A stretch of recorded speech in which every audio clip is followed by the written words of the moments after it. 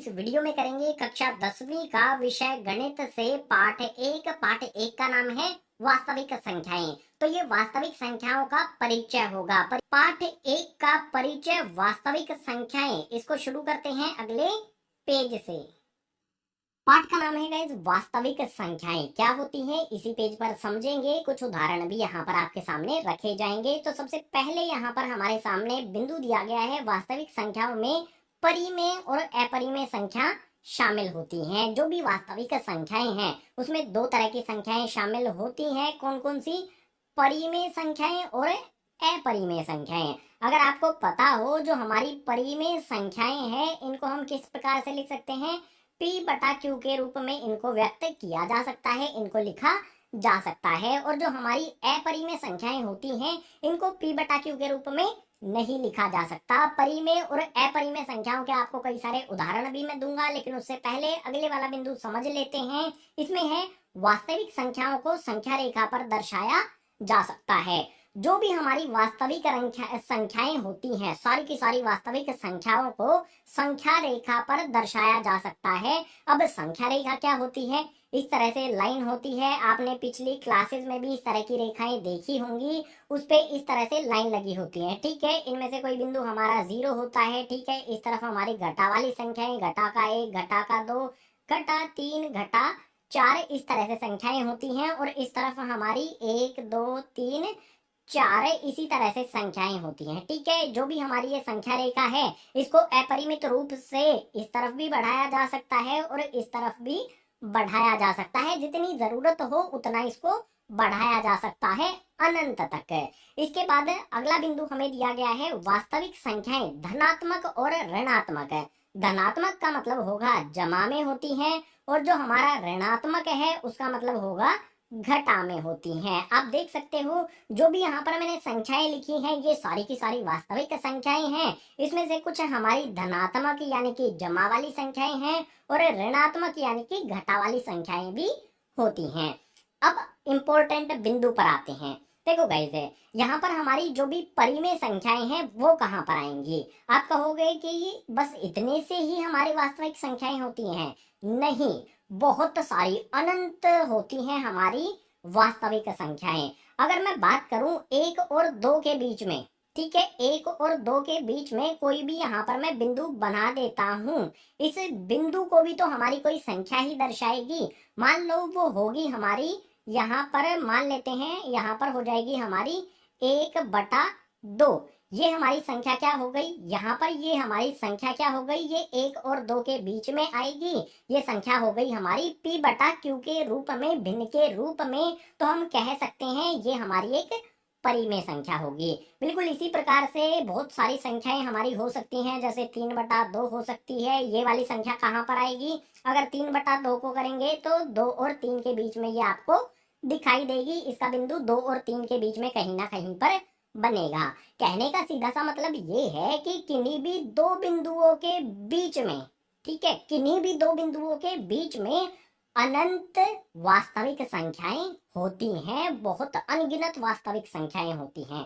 ठीक है, जैसे हमारा ये -3 वाला पॉइंट है, -2 वाला पॉइंट है, इनके बीच में कितनी संख्याएं होंगी? कितनी वास्तविक संख्याएं होंगी? यहाँ पर अनंत वास्तविक संख्याएं होंगी किन्हीं भी दो बिंदुओं के बीच में। आपको इस बात का हमेशा ध्यान रखना है।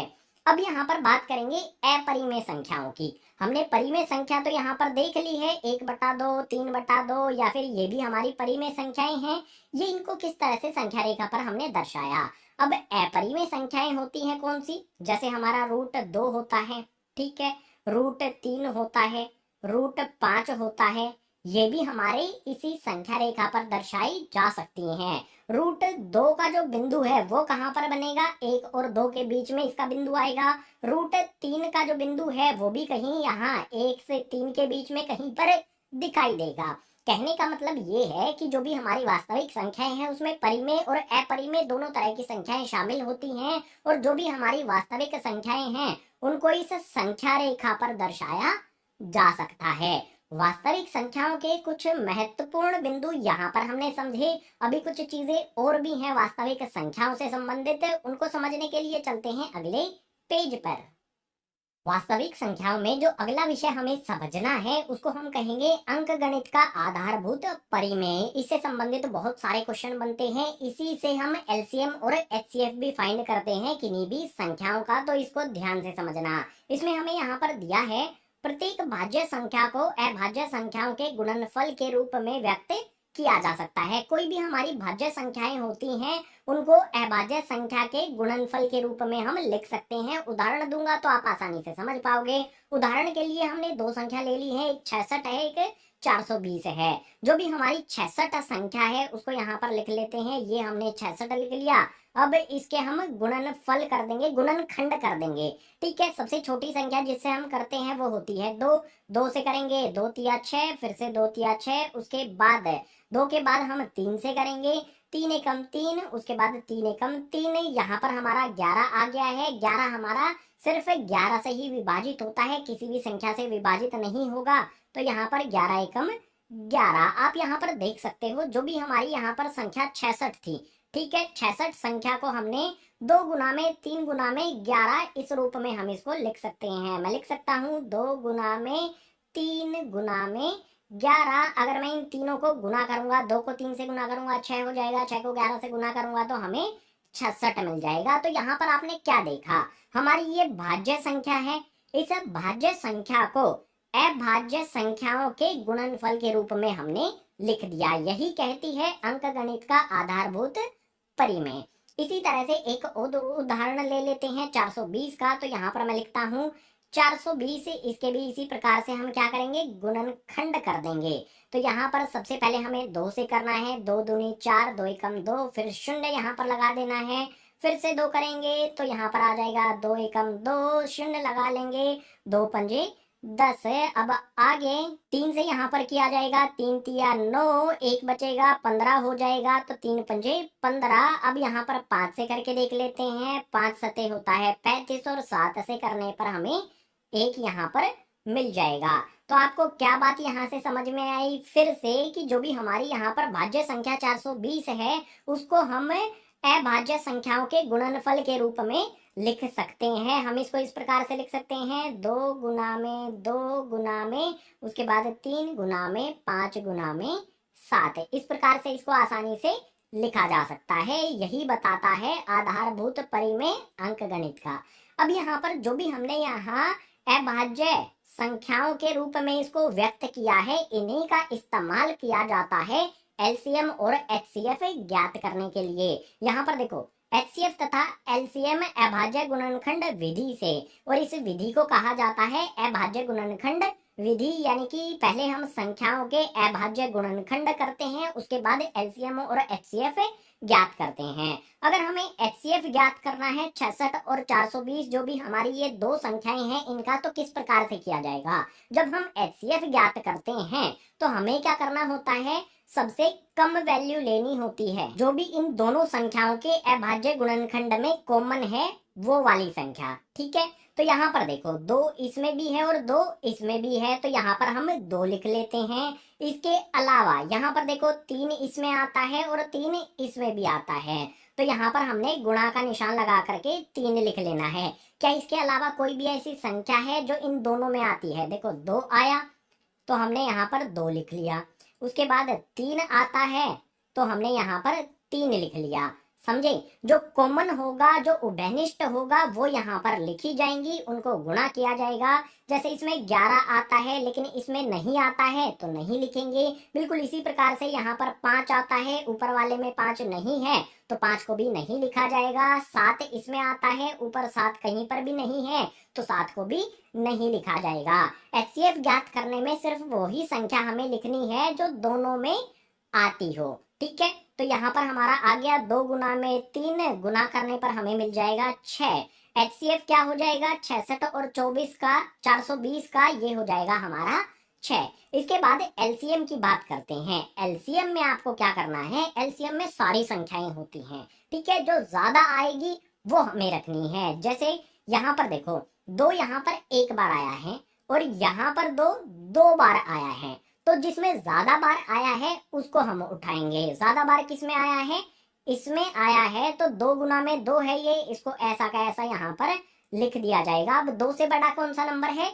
3 है। एक बार इसमें आया है, एक ही बार इसमें आया है, ठीक है, दोनों में एक एक बार आया है, तो किसी को भी एक बार ही इसमें लिख देना है, ठीक है, जिसमें ज्यादा आया हो। इसमें भी एक बार आया है, इसमें भी एक बार आया है, तो एक ही बार हमको लिख देना है। इसके बाद 3 से बड़ी संख्या कौन सी है? ऊपर देखो यहाँ पर 5 है, ऊपर 5 नहीं है, 5 आया है ना, ठीक है, दोनों में ऐसा जरूरी नहीं है कि दोनों में हो। जब एलसीएम ज्ञात करते हैं तो एक बार 5 आया है, उसके बाद 7 की बारी आएगी, यहाँ पर 7 देखो और 11 देखो, एक एक बार आए हैं, तो यहाँ पर हम लिख देंगे 7 गुना में 11। अब इनको गुना करके बताओ मुझे कितना एलसीएम आएगा। 66 और 420 का गुना करना बहुत आसान है। 2 को 2 से गुना करेंगे 4 हो जाएगा, 4 को 3 से गुना करेंगे 12, 12 को 5 से 60 है, 60 को 7 से गुना करेंगे तो ये हो जाएगा 420, 420 को 11 से गुना किया जाएगा तो ये हो जाएगा हमारा 4620 है। अब यहाँ पर आसानी से हमने 2 चीजें ज्ञात कर ली हैं। जो भी हमारी 2 संख्याएं थी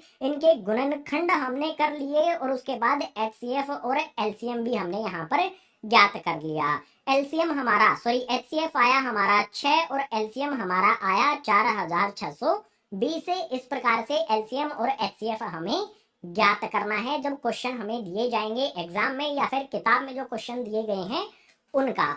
अब एलसीएम और एचसीएफ से संबंधित ही कुछ बिंदु और भी हमें समझने हैं, एक फॉर्मूला भी है, उसको समझने के लिए चलते हैं अगले पेज पर।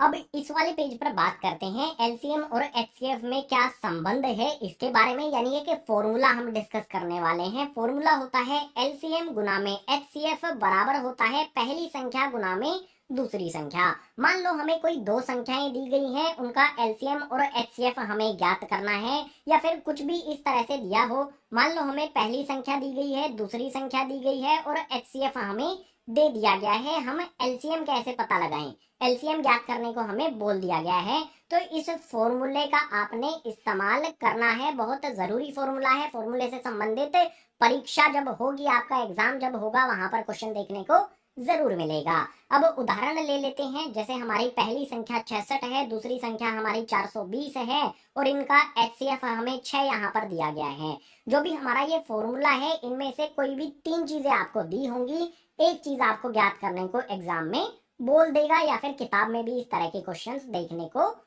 मिलेंगे, ठीक है। जैसे यहाँ पर पहली संख्या, दूसरी संख्या और एचसीएफ दिया गया है, 3 चीजें दे दी, चौथी जो भी चीज होगी यानी कि एलसीएम, वो हमें ज्ञात करना है। तो फॉर्मूले में क्या करना है? एलसीएम गुना में एचसीएफ सबसे पहले करना है। यहाँ पर एक रेखा लगा लेता हूँ। अब फॉर्मूला अप्लाई करेंगे। मैं फॉर्मूले में एलसीएम तो मुझे पता नहीं है, तो एलसीएम ऐसा का ऐसा लिख दिया, गुना का निशान लगा लेना है। उसके बाद फॉर्मूले में एचसीएफ आता है। एचसीएफ का मान हमें 6 दिया गया है, तो उसके स्थान पर हमने 6 रख दिया। बराबर का निशान लगा लेते हैं। अब बराबर के निशान के बाद पहली और दूसरी संख्या को हमें गुना करना है, यानी कि 66 और 420, ठीक है। 66 गुना में 420 हमें करना है। अब एलसीएम हमारा क्या होगा? एलसीएम बराबर में 66 गुना में 420, ये ऐसा का ऐसा रहेगा। यहाँ पर 6 गुना में है, दूसरी तरफ भेज देंगे इसको, तो ये हो जाएगा यहाँ पर भाग में। अब आप देख सकते हो ऊपर की तरफ 66 है, नीचे की तरफ 6 है, काटा जा सकता है। 6 से 66 को हम काट देंगे, कितने पर? ये कटेगा 11 पर। तो एलसीएम क्या होगा? एलसीएम बराबर में हो जाएगा हमारा 420 गुना में 11। 420 को 11 से गुना करेंगे तो ये हो जाएगा हमारा 4620 है। अगर आप पीछे वाले पेज पर जाकर देखेंगे, देख सकते हो यहाँ पर हमारा एलसीएम कितना आया था इन दोनों संख्याओं का? 4620 है। हम फॉर्मूले से, अगर हमें यहाँ पर एचसीएफ दिया गया है तो एलसीएम यहाँ पर फॉर्मूले से पता किया जा सकता है। इस फॉर्मूले का इस्तेमाल आपको करना आना चाहिए। एलसीएम और एचसीएफ से संबंधित जो भी चीजें थी सारी की सारी हमने समझ ली हैं। एलसीएम और एचसीएफ वाले क्वेश्चन से इन चीजों को समझने के बाद आसानी से आप हल कर सकते हो कक्षा 10वीं के लिए। अभी हमारा एक आखिरी विषय बचा है इसी पाठ के परिचय का, उसको समझने के लिए मूव करते हैं गाइस अगले पेज पर। HCF LCM के बाद पाठ का आखिरी विषय आता है जिसमें हमें किसी भी संख्या को अपरिमेय सिद्ध करना हो। मान लो हमें कोई भी संख्या दी होगी, इसी प्रकार से रूट के अंदर √2, √3, √5, √7 है, उसको हमें अपरिमेय सिद्ध करना होगा। इस तरह का क्वेश्चन एग्जाम में हर बार आता है। इस साल भी आया था, उससे पिछले साल भी आया था, उससे पिछले साल भी ये इस तरह का क्वेश्चन आता रहा है, तो इसको जरूर करना है। ठीक है, ध्यान से समझना। अब मान लो हमें √2 दिया गया है, इसको अपरिमेय सिद्ध करना है। एक ही तरीके से किसी भी संख्या को अपरिमेय सिद्ध किया जाता है, उस वही तरीका मैं आपको सिखाऊंगा। सबसे पहले क्या करेंगे, जो भी संख्या हमें दी गई है उसको सिद्ध तो हमें अपरिमेय करना है, लेकिन बिल्कुल इसका उल्टा मान लेंगे कि हमारी जो भी संख्या है √2 वो एक परिमेय संख्या है। हम ये सिद्ध कर देंगे कि √2 हमारी परिमेय संख्या नहीं है। अगर परिमेय नहीं है तो वो अपरिमेय हो जाएगी। ये मानने के बाद जो भी हमारी परिमेय संख्याएं होती हैं, आपको पता है ना, √2 किसके बराबर हो जाएगा, एक भिन्न a/b के। परिमेय संख्याएं क्या होती है हमारी, जिसको हम p/q के रूप में लिख सकते हैं, इस प्रकार से भिन्न के रूप में लिख सकते हैं। और a और b क्या हो जाएंगे हमारे, यहाँ पर ब्रैकेट में लिखता हूँ, a और b सहभाज्य हैं। सहभाज्य का अर्थ होगा ए और बी जो भी हमारे नंबर होंगे, जो भी हमारी संख्याएं होंगी, वो एक के अतिरिक्त किसी भी अन्य संख्या के पहाड़े में ये दोनों नहीं आती हैं। जैसे यहाँ पर मैं लिख लेता हूँ 2/3। अब कहोगे देखो, एक के पहाड़े में 2 आता है, एक के पहाड़े में 3 आता है। एक के पहाड़े में तो ये दोनों संख्याएं आ जाएंगी, इसके अतिरिक्त किसी भी पहाड़े में नहीं आएंगी। अगर 2 का पहाड़ा करेंगे 2 आता है, 3 नहीं आता है, 3 का पहाड़ा करेंगे 3 आता है, 2 नहीं आता है। ठीक है, एक के पहाड़े के अलावा किसी भी अन्य संख्या के पहाड़े में ये दोनों संख्याएं a और b नहीं आएंगी, उनको कहा जाता है सहभाज्य। अब क्या किया जाएगा, देखो b यहाँ पर भाग में है, इसको इस तरफ लेकर जाएंगे तो √2 में हो जाएगा गुना, यानी कि यहाँ पर आ जाएगा हमारा √2b बराबर में a। अब क्या करना होगा हमें, इससे आगे जो भी हमारी ये संख्याएं हैं, जो भी हमारा ये समीकरण आया है, इस पे हमारी संख्याएं दोनों तरफ इस तरह से ब्रैकेट लगाना है और इनका वर्ग यानी कि पावर 2 कर देनी है। ठीक है, इस तरफ भी पावर 2 कर दी, इस तरफ भी पावर मैंने 2 कर दी। अब √2 की पावर 2 मैंने की है तो वो 2 में परिवर्तित हो जाएगा। उसके बाद जो भी मेरा b है, इसकी भी पावर 2 होगी, तो ये हो जाएगा मेरा b की पावर 2 बराबर में a की पावर 2 हमारा ऐसा का ऐसा रहेगा। आप में से बहुत सारे विद्यार्थी इस चीज को लेकर कंफ्यूज रहेंगे कि √2 की पावर 2 की आपने, तो वो 2 कैसे बना। देखो कैसे, रूट के अंदर 2 है, पावर 2 करने पर 1 2 और हो जाएगा, अंदर जोड़ा बनता है तो इनमें से 1 2 बाहर निकल कर आ जाता है। बिल्कुल यही यहाँ पर हुआ, √2 की पावर 2 करी तो रूट हट जाता है, पावर 2 से रूट कैंसल हो जाता है। इस तरह से आप समझ सकते हो।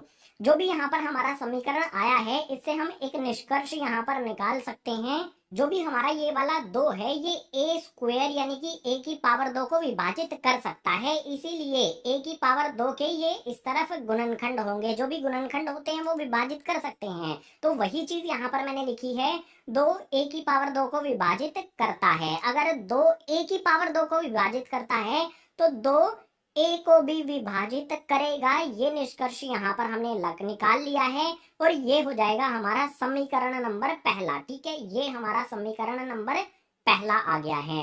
अब a के देखो, a के 2 से विभाजित किया जा सकता है, तो हम a को किस प्रकार से लिख सकते हैं, a बराबर में 2c हम लिख सकते हैं। c यहाँ पर कोई भी हमारी संख्या होगी, लिख देते हैं। c हमारा कोई धनात्मक पूर्णांक होगा, धनात्मक यानी कि जमा वाली हमारी ये संख्या होगी। अब एक निष्कर्ष यहाँ से, मतलब a को हमने किस तरह से लिखा है, a यहाँ पर 2 से विभाजित होता है, तो a को हम इस प्रकार से लिख सकते हैं 2 गुणा में कोई भी संख्या। ठीक है, अब मैं क्या करता हूँ, जो भी a का मान ये 2c है, इसे a के स्थान पर रख सकता हूँ। यहाँ पर मैं लिख देता हूँ 2b की पावर 2। ठीक है, मैंने क्या लिखा, ये वाली संख्या यहाँ पर लिख दी और a की पावर 2 इसके सामने आएगी, बराबर का निशान लगा करके यहाँ पर आ जाएगा मेरा a की पावर 2 और a के स्थान पर मुझे 2c रखना है। ठीक है, a के स्थान पर मैंने 2c रख दिया। यहाँ पर a की पावर 2 है, तो जो भी इसके स्थान पर मैंने रखा है, इसकी पावर भी यहाँ पर हमें 2 कर देनी है। अब यहाँ पर देखो, 2b की पावर 2 बराबर में यहाँ पर हम क्या करेंगे, 2 की पावर 2 करेंगे। 2 की पावर 2 का मतलब होगा 2 को 2 से गुना करना, 2 दूनी 4 हो जाएगा और c की पावर 2 करने पर c की पावर 2 हो जाएगी। अब यहाँ पर देखो, इस तरफ हमारा 2 है, इस तरफ हमारा 4 है, कट सकते हैं। यहाँ पर 2 का पहाड़ा होता है, 2 एकम 2, 2 दूनी 4 है, इस प्रकार से ये कटेगा। तो यहाँ पर हमारी जो समीकरण है वो क्या हो जाएगा, b की पावर 2 बराबर में 2c की पावर 2 हो जाएगा।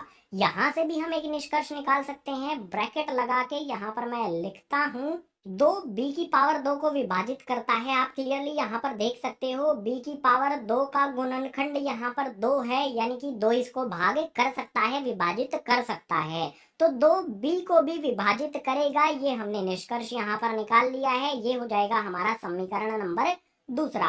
पहले समीकरण में क्या था कि 2a की पावर 2 को विभाजित कर सकता है। दूसरे समीकरण में हमें मिला कि b की पावर 2 को भी यही 2 विभाजित कर रहा है। लेकिन हमने क्या माना था कि ये दोनों क्या हैं, a और b सहभाज्य संख्याएं हैं, लेकिन ये एक के अतिरिक्त किसी अन्य पहाड़े में आती हैं। 2 के पहाड़े में हमारा a आता है, अगर विभाजित करता है तो पहाड़े में आएगा।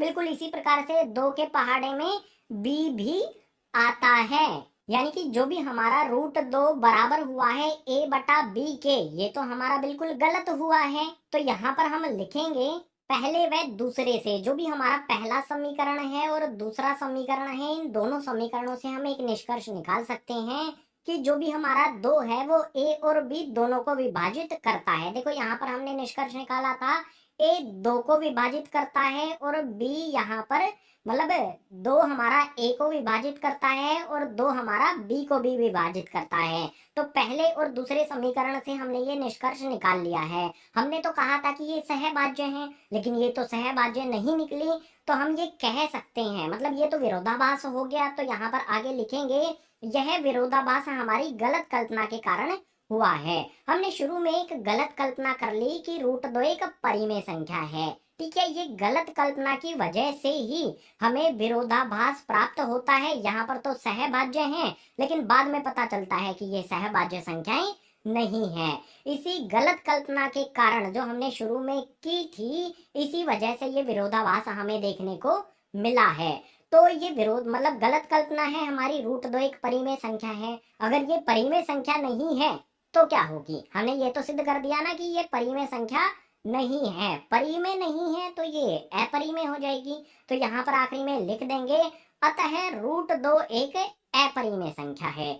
इस तरह से हल करना है हमें इस प्रकार के क्वेश्चन को, जिसमें हमें किसी संख्या को अपरिमेय सिद्ध करने को बोल दिया जाए। अब कौन कौन सी संख्याएं हो सकती हैं, देखो √2 की बजाय आपको √3 दिया जा सकता है, √5 दिया जा सकता है, √7 दिया जा सकता है, 3 जमा में √2 दिया जा सकता है, 2 जमा में √3 दिया जा सकता है। इस प्रकार से आपको संख्याएं दी होंगी, उनको अपरिमेय सिद्ध करना होगा। कैसे करना है, इस मेथड से, इस तरीके से, ठीक है। ये बहुत जरूरी है, एग्जाम में ये क्वेश्चन आएगा ही आएगा, लिख के ले लो मेरे से। ये हमने कर दिया है यहाँ पर √2 को सिद्ध। यही आखिरी विषय था इस पाठ 1